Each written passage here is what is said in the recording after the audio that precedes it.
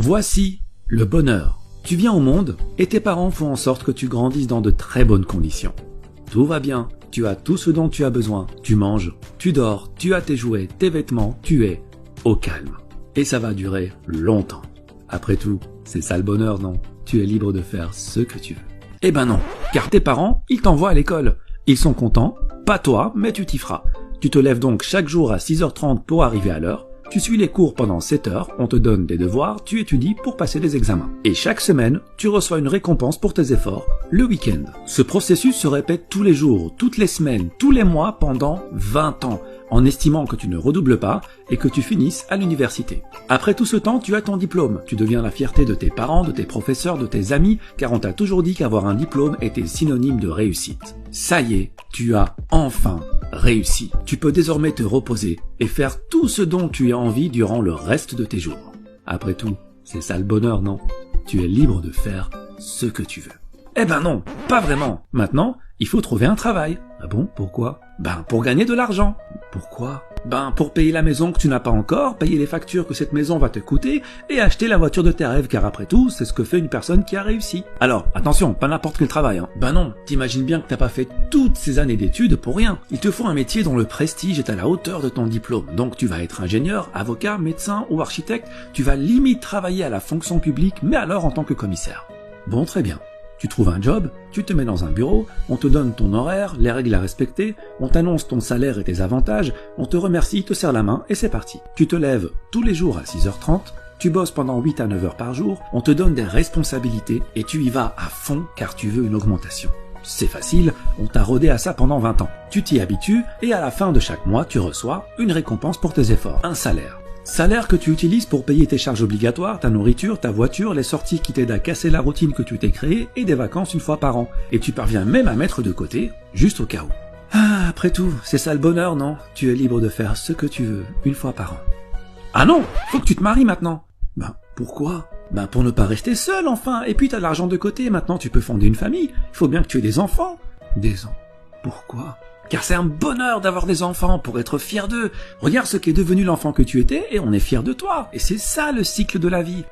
Bon, très bien. Tu trouves un ou une partenaire, tu te maries, tu fais des enfants. Mais attention, t'es pas en pause carrière. T'avais déjà 8 heures de ton temps quotidien passé au travail. Rajoute 3 à 4 heures par jour pour t'occuper des enfants et trouver des activités.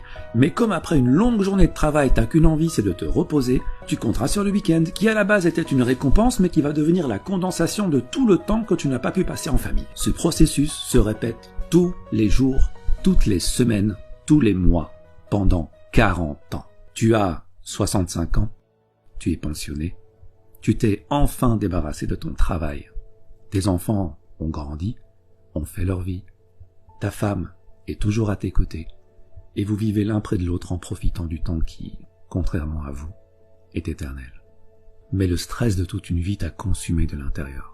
Trop d'acharnement, trop d'inquiétude, trop d'anxiété, trop de j'ai pas le temps, trop de j'ai pas le choix. Trop tard. Trop tard. Après tout, c'est ça le bonheur, non? Tu es libre de faire ce que tu veux maintenant. Oui. Maintenant, oui. Tu vois, cette vie-là, c'est un peu comme l'âne et la carotte. L'âne avance pour manger la carotte. Mais lorsqu'il avance, la carotte avance aussi, ce qui le fait avancer davantage, repoussant toujours plus loin l'objectif de son bonheur. Ce stratagème est orchestré par celui qui le monte et dans son unique intérêt, avec, au bout tout de même, une petite récompense pour l'âne afin qu'il ne se décourage pas. Une petite analogie est nécessaire pour comprendre plus en profondeur. Dans cette situation, qu'est-ce qui fait avancer l'âne? Premièrement, le besoin. Mais pas n'importe quel besoin, le besoin créé par la personne qui le monte. Un âne, ça mange de l'herbe, ça mange du foin. Une carotte, c'est une sucrerie pour lui. Ce n'est pas un besoin vital, mais un caprice. Dans la vie de l'homme en société, ce qui le fait avancer est aussi le besoin. Le besoin de consommation dont la nécessité n'est pas vitale, mais a été induite par l'éducation, la publicité, les médias. Deuxièmement, l'insatisfaction. Si tu donnes une carotte à l'âne à chaque fois qu'il parcourt 10 mètres, tu peux me croire, au bout d'un moment, il en aura assez de cette carotte et il arrêtera d'avancer. Chez l'homme en société, c'est pareil.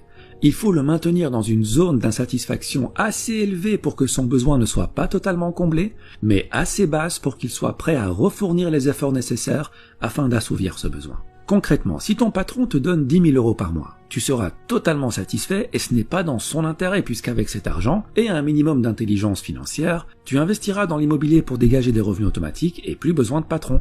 Il est perdant, tu es gagnant, ce n'est pas dans son intérêt donc il doit te payer beaucoup moins. Et s'il te donne que 800 euros par mois, il se doutera bien que tu iras chez la concurrence, ce qui n'est pas dans son intérêt non plus. Donc il va s'aligner pour te donner juste de quoi subvenir à tes besoins. Et voilà, la roue tourne.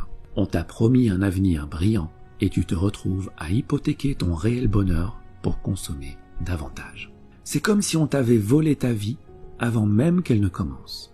80% des gens sont coincés dans ce cercle.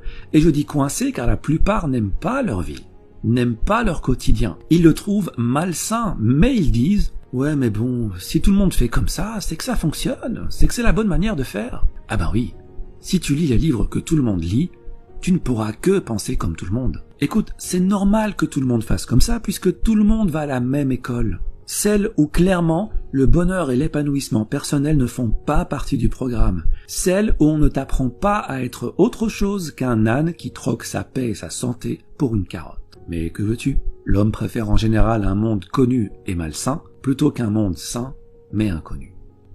Bon d'accord, mais alors, que faire? Eh bien le plus important, c'est d'être satisfait. Pas forcément de ce qu'on a, mais de ce qu'on est. Et je ferai une vidéo sur l'importance de l'être par rapport à l'avoir. En gros, si tu fais partie de ces 20% de gens qui sont heureux dans leur métro, boulot, dodo et qui, pour rien au monde, ne changeraient leurs habitudes, c'est bingo, tu as compris la vie et je souhaite de tout cœur que le bonheur que tu ressens se perpétue. Par contre, si tu fais partie des 80% de personnes qui ont cette routine malsaine mais confortable alors qu'elle ne va pas dans l'intérêt de leur bonheur personnel, pose-toi la question. Qu'est-ce qui te rendrait vraiment heureux? Quitter ton job? Devenir ton propre patron? Vivre au soleil? Passer du temps en famille? Avoir une meilleure santé? Une fois que tu as trouvé ton pourquoi, une fois que tu as trouvé ce qui te rendrait plus épanoui, et j'insiste sur ton épanouissement, pas celui de tes parents, pas celui de tes professeurs, pas celui de ton patron, tu vas mettre toutes les chances de ton côté pour devenir cette personne. Car rappelle-toi que dans la vie, tu as le choix. Tu peux choisir de rester à accumuler 7 ans de ta vie devant la télé, car oui, à raison de 2h30 par jour sur 65 ans de vie, t'arrives à 7 ans. Tu peux aussi choisir de rester 15 ans à faire défiler les stories sur ton téléphone, comme tu peux choisir d'utiliser ce temps à te perfectionner dans ce que tu veux être. On dit que 50 heures de pratique dans un nouveau domaine peut déjà produire d'excellents résultats. Il faut jusqu'à 50 000 heures de pratique pour devenir un maître en la matière qui peut changer le monde. Mais en moyenne, 500 heures de pratique te permettront largement d'acquérir une nouvelle compétence, de la maîtriser et de pouvoir l'enseigner. Cela représente 13 semaines à raison de 38 heures par semaine, ce qui fait à peu près 3 mois et demi à plein temps. Si en 3 mois et demi, tu peux acquérir une nouvelle compétence et la maîtriser, combien pourrais-tu en acquérir sur 40 ans de carrière? Et des compétences, des opportunités, des champs de carottes, t'en as à la pelle. Donc voilà ce que tu vas faire. Tu vas arrêter la procrastination, car le temps passe vite et un jour arrivera où il n'y aura plus de lendemain.